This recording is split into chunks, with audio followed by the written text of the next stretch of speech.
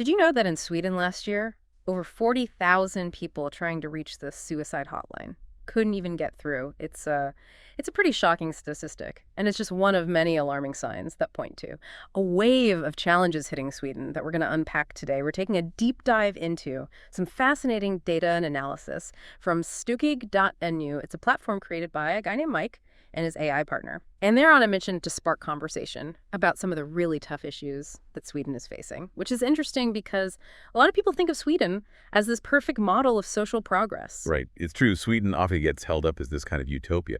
But the reality is a bit more complicated. Over the past 5 years, they've seen a real surge in problems like mental health struggles, domestic violence, homelessness, and economic hardship. Yeah, it's kind of wild to think about. Because on the surface, Sweden seems to have it all figured out. But then you dig into these numbers from Stökigt.nu, and it paints a very different picture. Like, mental health issues are up by 50%. That's huge. And then on top of that, resources for mental health care have actually gone down by 20%. Almost like a perfect storm, right? You have this increased demand for mental health services. But at the same time, the resources to meet that demand are shrinking. So what happens is people are facing longer wait times. They may even be hitting barriers to getting the help they need. And the system is really struggling to keep up. And it's not just mental health. We're talking about a 20% increase in suicides, a 35% jump in domestic violence cases, and a 40% surge in homelessness. I mean, those numbers are really hard to ignore. They are. And they point to some deeper systemic issues that need to be addressed. For example, the rise in homelessness, it isn't just about a lack of housing units. It's also tied to the rising cost of living. In places like Stockholm and Malmö, even people with jobs are struggling to afford rent. Yeah, it's like everything is getting more expensive. But wages aren't necessarily keeping pace. Stökigt.nu also found that debt is up 15%, with something called the Enforcement Authority. What exactly is that?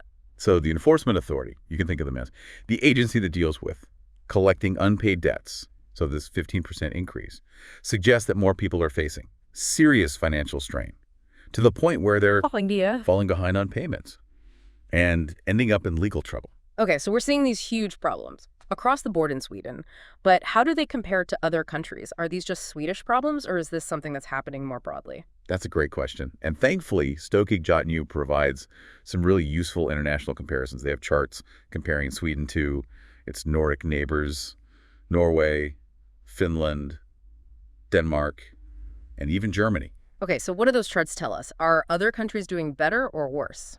Well, it's not a simple answer. There are definitely variations. Some countries are doing a better job in certain areas, while others are facing similar or even worse challenges. For instance, access to mental health professionals is uneven across Sweden, with disparities between regions like Stockholm and Norrland, but that's something we see in other countries as well. Interesting. And what about things like domestic violence and homelessness? Did those vary by region too? Absolutely. Yeah. Småland and parts of Gothenburg have higher prevalence of domestic violence, which might suggest that there are some underlying socioeconomic factors at play.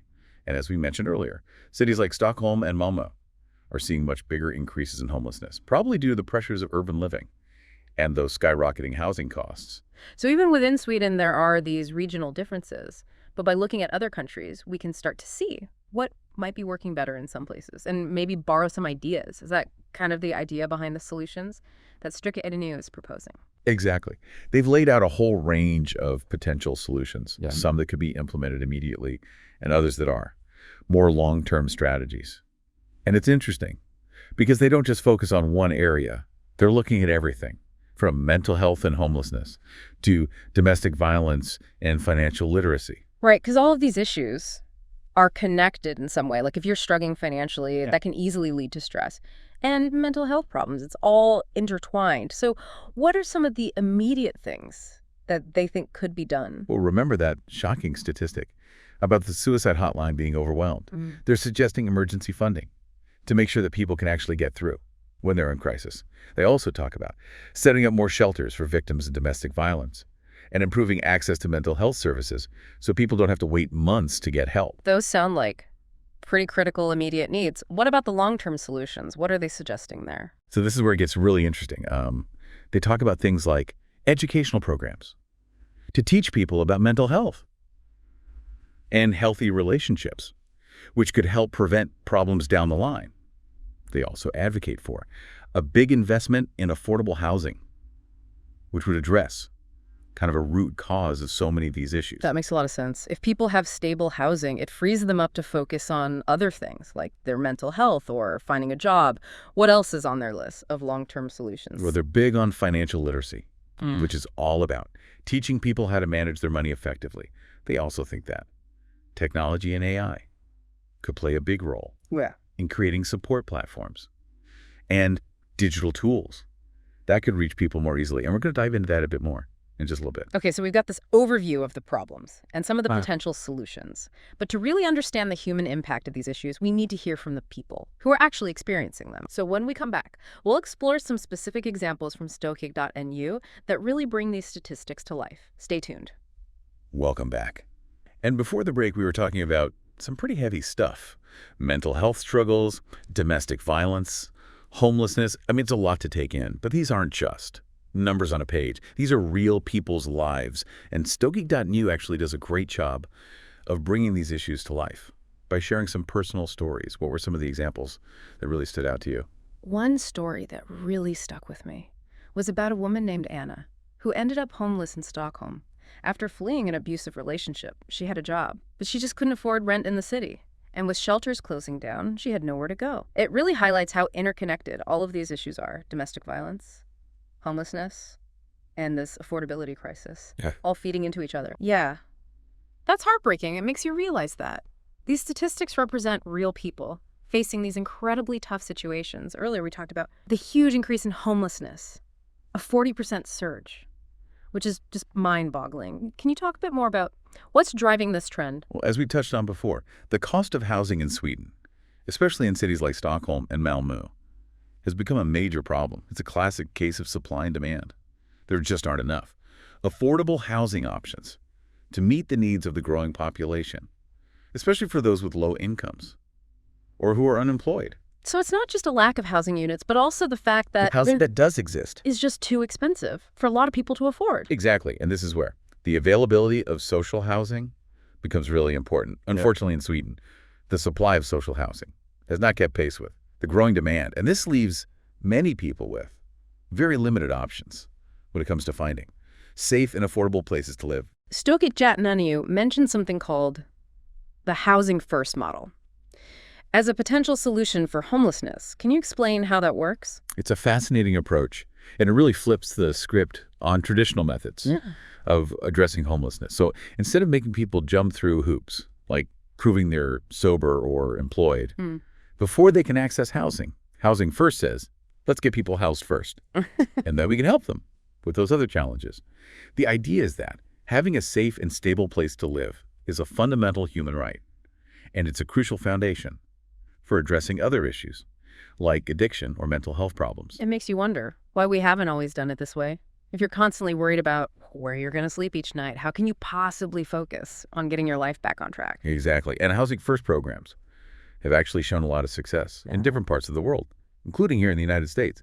They've been able to significantly reduce chronic homelessness and help people get back on their feet.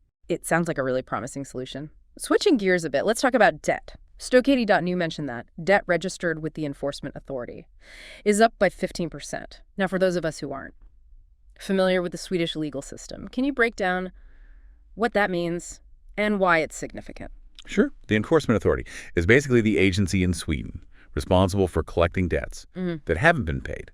So when we see a 15% increase in debt cases going to the enforcement authority, it's a clear sign that more people are struggling to keep up with their financial obligations. So what are some of the factors that might be contributing to this increase in debt? Is it just about people overspending, or are there some broader economic forces at play here? It's definitely more complex than just blaming people for overspending. The reality is that the cost of living in Sweden has been rising steadily for years, especially for essential things like food, electricity, and transportation.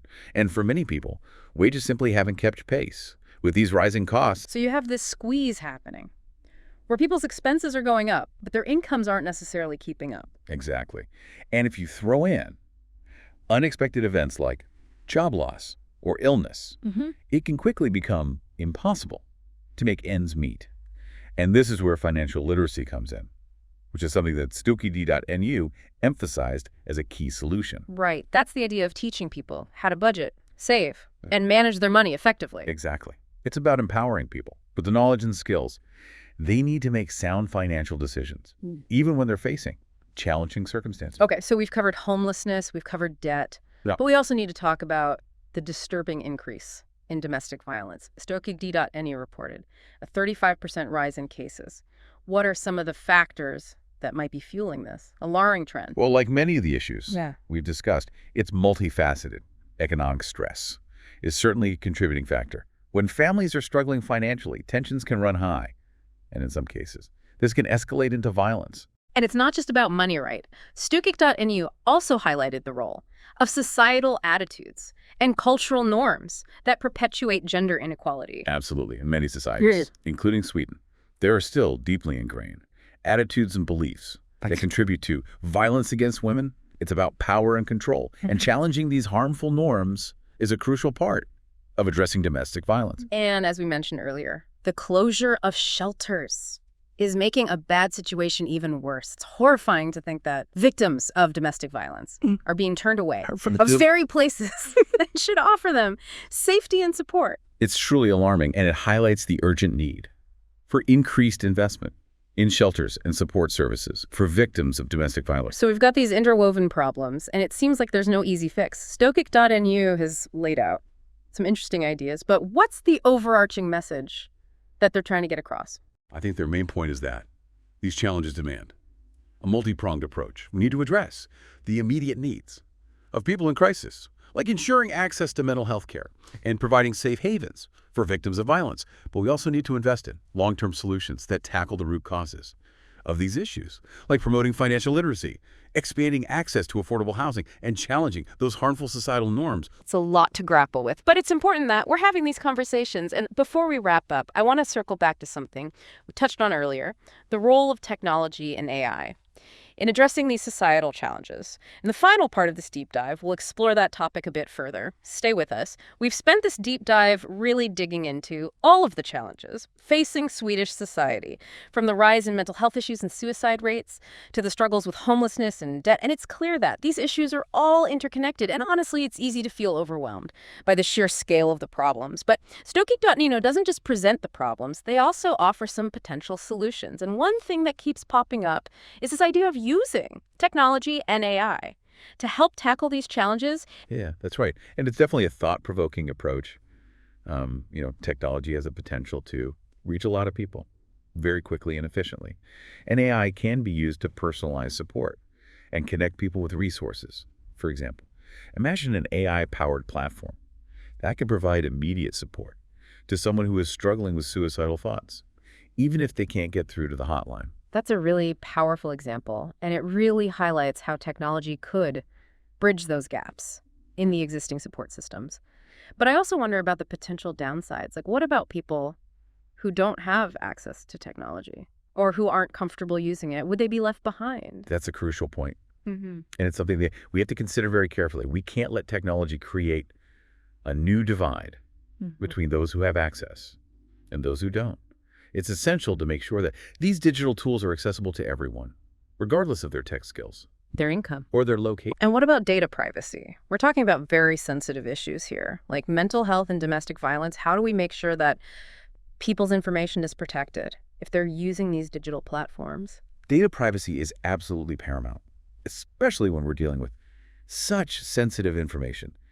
Any platform or tool that collects personal data needs to have really robust security measures in place and adhere to very strict ethical guidelines. Transparency is also key. So people need to understand how their data is being used and have control over their privacy settings. It seems like there's a really delicate balance to strike. We want to harness the power of technology to help people, but we also have to be mindful of the potential risks and make sure that we're not creating new problems in the process. Exactly. It's about using technology responsibly and thoughtfully. We can't just assume that technology is always the answer. We have to critically evaluate each solution and make sure that it aligns with our values and our goals.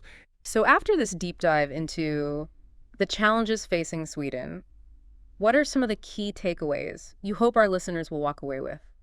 What should they be thinking about?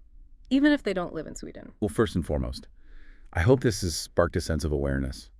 These problems, mental health struggles, domestic violence, homelessness, economic hardship, these aren't just Swedish problems, they're global issues that affect communities everywhere. And by understanding the challenges, we could start to think about solutions. And it's not just about awareness, right? It's also about action. What can people do to make a difference, even if it's just in their own small corner of the world? There's so many ways to get involved. Yeah. You can volunteer at a local shelter, donate to an organization that supports mental health initiatives, or even just have Open and honest conversations with your friends and family about these issues. Even small actions can make a difference. It's easy to feel overwhelmed by the scale of these problems, but it's important to remember that each of us has the power to create positive change. We're not powerless in the face of these challenges. Exactly. And as we consider solutions, whether they involve technology or not, it's crucial to approach them with critical thinking and a commitment to ethical principles. We need to ask tough questions, consider potential consequences, and make sure that our actions are guided by a desire to create a more just and compassionate world. Well, this deep dive has certainly given us a lot to think about. It's a complex and nuanced topic, and there are no easy answers. But by engaging in these conversations, by raising awareness, and by taking action, we can start to move the needle in the right direction. And if this conversation has sparked your interest, I encourage you to check out Stökigt.nu. They're a valuable resource for learning more about these issues and exploring potential solutions. And no matter where you live, I encourage you to think about the challenges facing your own community. What are the issues that need to be addressed? What can you do to be a part of the solution? Even small steps can create ripples of change.